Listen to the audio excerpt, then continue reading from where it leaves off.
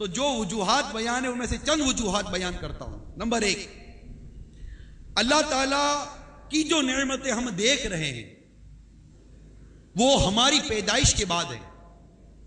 جو ہماری پیدائش کے بعد ہم نے جو نعمتیں رب کائنات کی دیکھی ہیں تو یہ ہماری پیدائش کے بعد ہے، اور ماں باپ ہماری پیدائش کا سبب ہے۔ لہذا رب تعالیٰ کی نعمتوں کا پہلا واسطہ ہمارے ماں باپ ہے، لہذا رب تعالیٰ کے بعد ماں باپ کا احسان ہے۔ نمبر 2، اللہ تعالیٰ کی شان کریمی ہے کہ اس کا اپنے بندوں کو پالنا بلا طمع ہے، کوئی طمع لالچ نہیں۔ ایسے ہی ماں باپ بھی اللہ تعالیٰ کی عطا سے بغیر لالچ اور بغیر طمع کے اپنی اولاد کی پرورش کرتے ہیں۔ یہاں کسی کے ذہن میں وسوسہ آئے گا کہ اولاد کمائے گی، کما کر کھلائے گی، ماں باپ کو اس بات کی امید ہوتی ہے، تو مجھے یہ بتائیے کہ کیا ماں باپ کو نہیں پتا کہ کتنی اولاد کماتی اور کتنی اولاد کھلاتی ہے؟ ماں باپ کو سب پتا ہے۔ چلے وہ کمائے گا وہ کھلائے گا، جس کا ذہن اچھا ہے، جو کیا رہا ہے، معذور نہیں ہے۔ کیا ماں باپ اپنے معذور بچوں کی پرورش نہیں کرتے؟ کیا اندھے بچے کو نہیں پالتے؟ کیا گونگے بچے کو نہیں پالتے؟ کیا لنگڑے بچے کو نہیں پالتے؟ بلکہ بچہ جب پیدا ہو اور ایسی بیماریاں لے کر بعض بچے پیدا ہوتے ہیں کہ پیدا ہوتے ہی ماں باپ کے اوپر اپنے بچوں کی جان بچانے کے لیے لاکھوں روپے کے اخراجات آ جاتے ہیں۔ کیا نہیں جانتے؟ کتنے بچوں کو ایسی بیماریاں لگتی ہیں، وہ سیلی تھیما کی شاید بیماری کہلاتی ہے، سیلی تھیما شاید اسی طرح کی کوئی بیماری ہے جس میں بچے کو مسلسل خون چڑھتا رہتا ہے، اور وہ بچہ اتنا سا تو ہے، آخر ماں باپ اس بچے کو زندہ رکھنے کے لیے، اس کی حیات کی جستجو کے لیے لاکھوں لاکھ روپے خرچ کر دیتے ہیں۔ آج کل تو بچے شوگر کی بیماری لے کر پیدا ہو رہے ہیں۔ آج کل کے بچوں کو پیدائشی بیماریاں کتنی لاحق ہو رہی ہیں۔ پھر کتنے بچے ایسے ہوتے ہیں جو پیدا ہو گئے، پیدا ہونے کے بعد ان کے علاج ہوئے، کوئی بھی معاملہ ہوا، لیکن ماں باپ کے ہاتھ میں جب یہ بچہ آتا ہے تو معذور آتا ہے۔ ڈاکٹر کہتے ہیں کہ یہ کبھی بول نہیں سکے گا، ڈاکٹر کہتے ہیں کبھی چل نہیں سکے گا، ڈاکٹر کہتے ہیں یہ سوچ نہیں سکے گا، اس کی عقل معاف ہو چکی ہے۔ کیا ماں باپ ایسے بچوں کو نہیں پالتے؟ کون سی طمع ہے، وہ کون سی لالچ ہے؟ جڑوا بچے چپکے ہوئے پیدا ہوتے ہیں، بظاہر ماں باپ کے لیے وہ کسی کام کے نہیں ہوتے، بظاہر اگر لالچ و طمع کی بات کی جائے ماں باپ ان بچوں کو بھی پالتے ہیں۔ تو ماں باپ بغیر طمع بغیر لالچ کے پالتے ہیں۔ اور رہی جنت و دوزخ، تو کافر بھی تو اپنے بچوں کو پالتے ہیں، نہ کافر جنت پر ایمان لایا نہ دوزخ پر ایمان لایا، کیسے کفار ہیں؟ وہ بھی تو بچوں کو پالتے ہیں۔ تو بات سمجھ رہے ہیں؟ تو جس طرح اللہ تبارک و تعالیٰ بغیر طمع بغیر لالچ کے اپنے بندوں کی پرورش فرماتا ہے، اپنے بندوں کو نعمت عطا فرماتا ہے، بندوں کو انعام فرماتا ہے، اسی طرح ماں باپ بھی بغیر طمع اور بغیر لالچ کے اپنے بچوں کی پرورش کرتے ہیں۔ یوں ماں باپ کے حقوق کا بیان اللہ تبارک و تعالیٰ نے اپنے حق کے ساتھ بیان فرمایا۔ نمبر 3، اللہ تبارک و تعالیٰ انسان کی پیدائش میں حقیقی مؤثر ہے اور ماں باپ ظاہری مؤثر ہے۔ نمبر 5، اللہ تعالیٰ جس طرح اپنے نافرمان بندوں پر انعام فرماتا ہے اور ان پر انعام فرماتے ہوئے اللہ تبارک و تعالیٰ ملول نہیں ہوتا، اللہ تعالیٰ ان سے انعام روکتا نہیں ہے، اسی طرح ماں باپ بھی اپنی نافرمان اولاد پر اپنی شفقت اور اپنی خیر خواہی کا دروازہ کبھی بند نہیں کرتے۔ نمبر 5،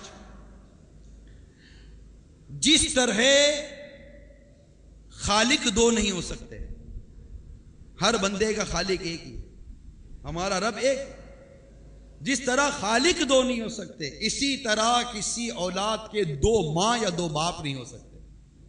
ماں بھی ایک ہوگی اور باپ بھی ایک ہی ہوگا۔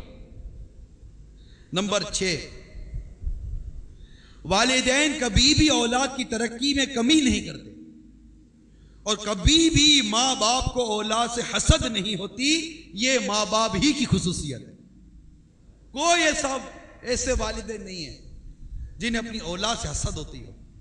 یعنی کوئی ایسا دنیا میں اگر ماں باپ آپ نے دیکھے ہو تو ہمیں بتائیے کہ جس کو مطلب کہ یہ ہو کہ یہ میری اولاد کو جو نعمت حاصل ہے, میری اولاد کی جو یہ برکت حاصل ہے, کسی صورت میں اولاد کی یہ برکت یہ نعمت زائل ہو جائے. نہیں, ماں باپ کو اپنی اولاد کے لیے کبھی ایسی حسد نہیں ہوتی.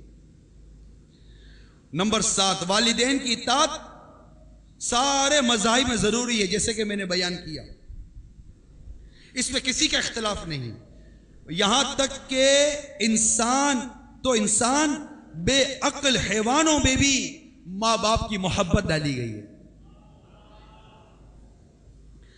نمبر 8, اللہ تبارک و تعالی جس طرح اپنے بندوں کے نیک اعمال کو بڑھاتا ہے, اسی طرح ماں باپ بھی اپنی اولاد کے مال کو بڑھاتے ہیں اور انہیں نقصان سے بچاتے ہیں.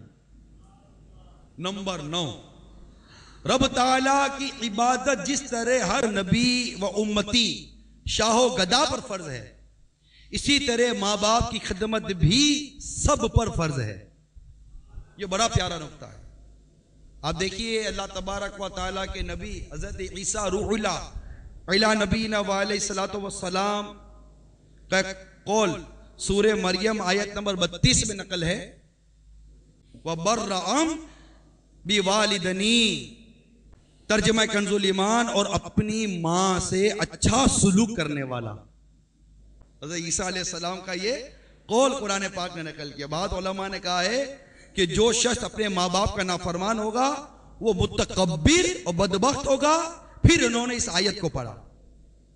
نمبر 10, اللہ تعالیٰ کی عبادت ہر وقت لازم, یوں ہی ماں باپ کی خدمت ہر وقت لازم, خواہ ان کی تندرستی ہو, بیماری ہو یا ان کا بڑھاپا ہو, ہر حال میں ماں باپ کی خدمت کرنی ہے. نمبر 11, اللہ تعالیٰ کی عبادت بدنی, مالی, جانی ہر طرح سے کی جاتی ہے, اسی طرح ماں باپ کی خدمت بھی ہر طرح سے لازم قرار دی گئی. تو اس طرح کے کچھ مضامین مفتی احمد یار خان نعیمی رحمت اللہ تعالیٰ علیہ نے اپنی تفسیر نعیمی میں نقل کیے, جن کا مضمون میں نے ابھی آپ کے سامنے بیان کیا. تو میرے میٹھے پیارے اسلامی بھائیوں, جس طرح کوئی یہ دعویٰ نہیں کر سکتا کہ میں نے اللہ عز و جل کی عبادت کا حق ادا کر دیا, اسی طرح کوئی یہ دعویٰ نہیں کر سکتا کہ میں نے ماں باپ کی خدمت کا حق ادا کر دیا. اب ذرا غور کیجئے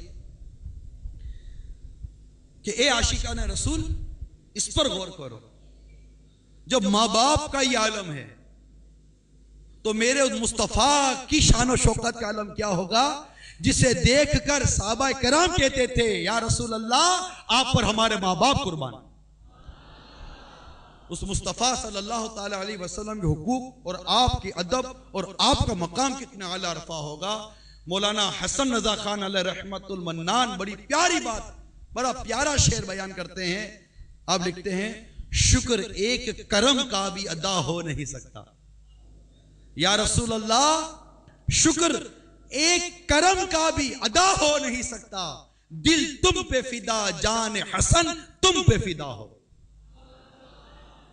کہ میرے آقا صلی اللہ تعالی علیہ وسلم یہ تو وہ اللہ کی نعمت ہیں جن کے صدقے تو ہمیں توحید کا راستہ ملا. قل کہہ کے اپنی بات بھی لب سے تیرے سنی. اللہ تبارک و تعالی نے فرمایا محبوب تم کہہ دو, قل هو اللہ احد, اے محبوب تم کہہ دو اللہ ایک ہے. قل کہہ کے اپنی بات بھی لب سے تیرے سنی, ہے کس قدر میرے رب کو تیری گفتگو پسند. تو یہ تو میرے آقا ہیں, انہی کے صدقے ماں باپ ملے, انہی کے صدقے یہ کائنات تخلیق ہوئی. کہ وہ جو نہ تھے تو کچھ نہ تھا, وہ جو نہ ہو تو کچھ نہ ہو, جان ہے وہ جہان کی, جان ہے تو جہان ہے. اللہ کی سرتاب قدم شان ہے یہ, انسان نہیں انسان وہ انسان ہے یہ. قرآن تو ایمان بتاتا ہے انہیں, ایمان یہ کہتا ہے میری جان ہے یہ. صلو علی الحبیب علی محمد, توبوا الی اللہ, صلو علی الحبیب.